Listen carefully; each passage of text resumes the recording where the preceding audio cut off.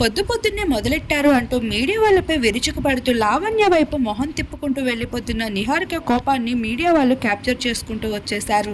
మనందరికీ తెలిసిన విషయమే. ఇప్పటికే లావణ్య వారు నిశ్చితార్థం రద్దు అవడానికి కారణం నిహారిక చేష్టలే అని, బ్రాహ్మణ కుటుంబానికి చెందిన లావణ్య కుటుంబ సభ్యులకి నిహారిక పద్ధతులు తీరు ఇష్టం లేదని వస్తున్న వార్తల ప్రకారమే నిహారిక చేసిన చేష్టలు సైతం మీడియా వాళ్ళు క్యాప్చర్ చేయడం జరిగింది. అయితే గత కొన్ని ఏళ్లుగా నిహారిక లావణ్య వీరిద్దరూ జిమ్ వర్కౌట్ ఒకే దగ్గర చేస్తున్న విషయం తెలిసిందే.